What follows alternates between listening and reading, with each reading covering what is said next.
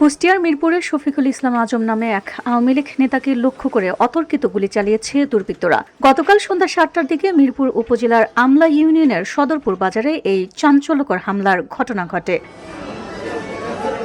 গুলিবিদ্ধ শফিকুল ইসলাম আজম আমলা ইউনিয়ন আওয়ামী লীগের সাবেক সাধারণ সম্পাদক। বর্তমানে তিনি কুষ্টিয়া 250 শয্যা বিশিষ্ট জেনারেল হাসপাতালে চিকিৎসাধীন রয়েছেন।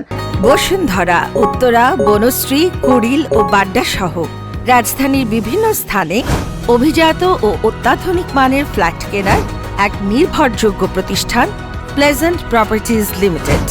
পুলিশ ও স্থানীয় সূত্রে জানা গেছে, রবিবার সন্ধ্যার পর সদরপুর বাজারে বসেছিলেন শফিকুল ইসলাম আজম। এ সময় হঠাৎ একদল দুর্বৃত্ত তাকে লক্ষ্য করে এলোপাথারি গুলি ছুড়তে শুরু করে। এ সময় তিনি গুলিবিদ্ধ হয়ে মাটিতে লুটিয়ে পড়লে হামলাকারীরা দ্রুত ফাঁকা গুলি ছুড়ে বাজার এলাকায় আতঙ্ক সৃষ্টি করে পালিয়ে যায়। আকস্মিক এই ঘটনায় পুরো এলাকায় চরম উত্তেজনা ও আতঙ্ক ছড়িয়ে পড়ে। পরে স্থানীয়রা রক্তাক্ত অবস্থায় তাকে উদ্ধার করে দ্রুত কুষ্টিয়া 250 শয্যা বিশিষ্ট জেনারেল হাসপাতালে নিয়ে যান। কুষ্টিয়ার 250 শয্যা জেনারেল হাসপাতাল আবাসিক চিকিৎসক কর্মকর্তা ডক্টর হোসেন ইমাম জানিয়েছেন, শফিকুরের শরীরে 3টি গুলির চিহ্ন পাওয়া গেছে। পেটে লাগা গুলিটি তার রক্তনালীতে মারাত্মকভাবে ক্ষতিগ্রস্ত করেছে।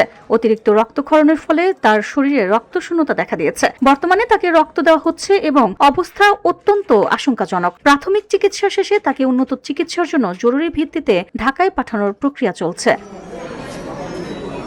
বিষয়টি নিশ্চিত করতে কুষ্টিয়ার সহকারী পুলিশ সুপার মোহাম্মদ মাহমুদুল হাসান মজুমদার জানান, খবর পাওয়ার পরপরই পুলিশ ঘটনাস্থল পরিদর্শন করেছে। কারা এবং কি উদ্দেশ্যে এই হামলা চালিয়েছে তা এখনো নিশ্চিত হওয়া যায়নি। হামলাকারীদের শনাক্ত করতে পুলিশ কাজ করছে। তদন্ত সাপেক্ষে বিস্তারিত পরে জানানো হবে।